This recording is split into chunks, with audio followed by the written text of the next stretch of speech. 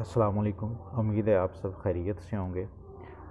तो मैं इधर बैंकॉक के अंदर पिछले 2 दिन से स्ट्रक हूँ और मेरे साथ ट्रेजेडी बन गई है। मसला इधर मेरे साथ हो गया, इस वजह से मैं आगे कंबोडिया की तरफ फ्लाई नहीं कर पा रहा।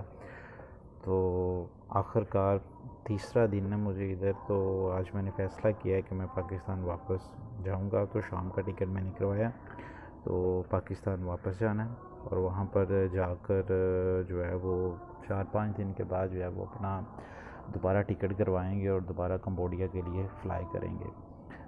तो डिटेल बता दूं मैं आप लोगों को कि मेरे साथ मसला क्या हुआ है, लेकिन उससे पहले वो तमाम लोग जो मेरे चैनल पर नए हैं उनसे मैं गुजारिश करूंगा कि वो मेरा यूट्यूब चैनल सब्सक्राइब कर लें, ताकि ट्रैवल के रिलेटेड जितनी भी मालूमात है वो उन तक पहुंचती रहे। तो दोस्तों, मैंने 12 तारीख को दुबई से फ़्लाई किया था कंबोडिया के लिए। तो दुबई एयरपोर्ट से मुझे क्लियरेंस मिल गई थी कंबोडिया तक। 3 बोर्डिंग पास मैंने हासिल कर लिए थे। तो 2 ट्रांज़िट फ़्लाइट जो हैं वो मेरी बड़ी पुरसकून गुज़री, दुबई से मस्कत और मस्कत से बैंकॉक। लेकिन जब मैं फ़्लाइट के लिए जाने लगा तो आखिरी जो स्टेज होती है जहाँ पर बोर्डिंग पास स्कैन किया जाता है, वहाँ पर उन्होंने जो है ना वो जब मेरा पासपोर्ट देखा कि मैं पाकिस्तानी हूँ और साथ मेरे एक इंडियन लड़का भी था, तो हम दोनों को जो पासपोर्ट है इन्होंने साइड पर रखा और कहा कि आप लोग जो है ना वो अपने सारे डॉक्यूमेंट्स निकालें। मतलब सिर्फ स्पेशली हमें, मतलब पाकिस्तानी पासपोर्ट होल्डर और इंडियन पासपोर्ट होल्डर, हम दोनों को, ये आखिरी स्टेज होती है। यहाँ पर अमूमन इतनी चेकिंग नहीं होती। सिर्फ यहाँ पर होता क्या है, यहाँ पर सिर्फ आपको बोर्डिंग पास स्कैन किया जाता है और आपको जहाज़ के अंदर जाने की परमिशन दे दी जाती है। लेकिन क्योंकि मेरे पास पाकिस्तानी पासपोर्ट था, तो इस वजह से पाकिस्तानी पासपोर्ट वालों के ऊपर उनको तहफ़्फ़ुज़ात थे।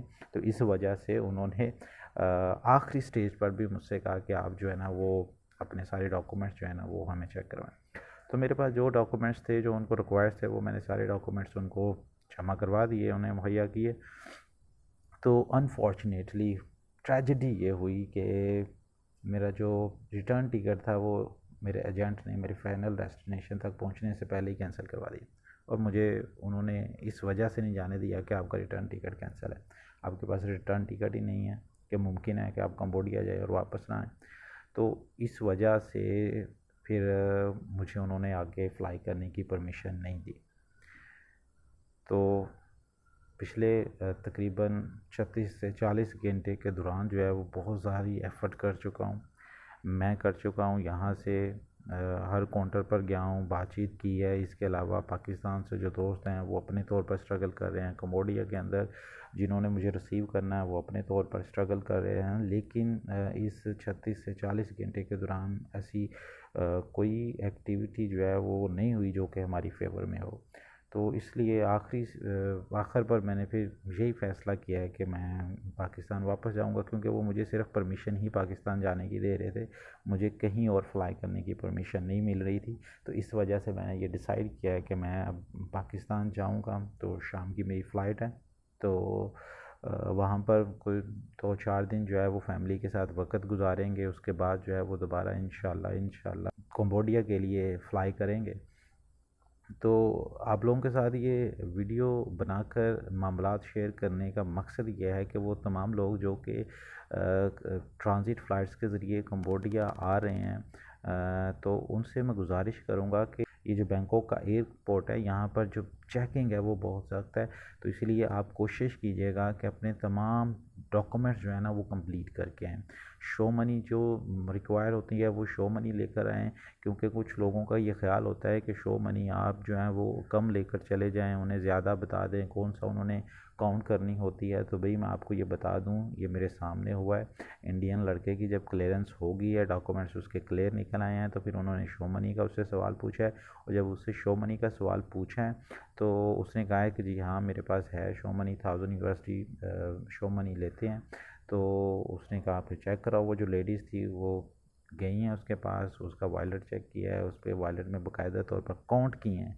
और जब काउंट कर लिए हैं, उनकी तसल्ली हो गई है कि इसके पास शो मनी भी है, तो फिर उस इंडियन लड़के को कंबोडिया जाने की इजाज़त दी है। तो मुझसे तो शो मनी का सवाल इसलिए पूछा ही नहीं है क्योंकि मेरी क्लियरेंस ही नहीं हुई। मेरा रिटर्न टिकट ही नहीं है, तो इस वजह से उन्होंने मुझे फ़्लाई करने की परमिशन नहीं दी। तो इसलिए अगर आप बैंकॉक आ रहे हैं और यहाँ से आपने आगे कहीं और फ़्लाई करना है, तो इसलिए आप लोग कोशिश कीजिएगा कि अपने तमाम डॉक्यूमेंट्स जो है ना वो मुकम्मल करके लाएं, क्योंकि यहाँ पर आकर अगर आपको मसला बन जाता है तो ये फिर आपको वापस आपके होम कंट्री में फ़्लाई करने की ही परमिशन देंगे, आगे कहीं और जाने की परमिशन नहीं देंगे। तो मेरा तो इनकी इमिग्रेशन के साथ डायरेक्टली कोई ताल्लुक़ नहीं रहा, ना ही मेरा इनकी इमिग्रेशन के साथ कोई मसला बना। तो मेरा मसला सिर्फ़ एयरलाइन के साथ था। तो जो दोनों एयरलाइंस थी जिनके साथ मेरी शिफ्टिंग हुई थी, उन दोनों एयरलाइंस ने मुझे कहीं और परमिशन नहीं दी ट्रैवल करने की, और ना ही वो किसी और एयरलाइन को परमिशन दे रहे थे मुझे ट्रैवल करवाने की। तो इस वजह से मेरे पास एक ही ऑप्शन था कि मैं पाकिस्तान वापस आऊँ और वहाँ पर कुछ दिन आराम करूँ, और उसके बाद दोबारा जो है वो अपनी फ़ाइनल डेस्टिनेशन के लिए फ़्लाई करूँ। तो इस वजह से मेरे व्लॉग भी नहीं आ रहे थे, क्योंकि मैं पिछले 3 दिन से यहाँ पर फंसा हुआ था। तो मैंने अपनी ट्रैवलिंग की वीडियो जो है वो बनाई थी और सोचा था कि मैं कंबोडिया पहुँचने के बाद जो है वो सबसे पहले इन्हीं को जो है वो अपने यूट्यूब चैनल पर अपलोड करूँगा, ताकि जो भी लोग सफ़र करना चाहते हैं उनको आइडिया हो सके कि सफ़र कैसा होता है, फ़्लाइट्स कैसी हैं और क्या क्या फ़ैसिलिटीज़ दी जाती हैं फ़्लाइट्स के अंदर। तो अनफॉर्चुनेटली वो मैं अभी अपलोड नहीं कर पाया। तो इंशाल्लाह एक दफ़ा मैं घर पहुंच जाऊं उसके बाद वो वीडियोस भी मैं अपलोड करूंगा। वो आपके लिए बहुत मददगार साबित होंगी। उससे आपको काफ़ी कुछ आइडिया हो जाएगा कि जब आप ट्रैवल कर रहे होंगे आपको किस किस्म के हालात का सामना करना पड़ सकता है, आपकी फ़्लाइट्स कैसी होंगी, आपको फ़्लाइट्स के अंदर खाना कौन सा दिया जाएगा, आपसे क्या खाने का पूछा जाएगा या नहीं पूछा जाएगा। तो ये सारी मामला जो है वो मैंने उन वीडियोज़ के अंदर रिकॉर्ड की हुई हैं, तो वो जल्द मैं चैनल पर अपलोड कर दूँगा।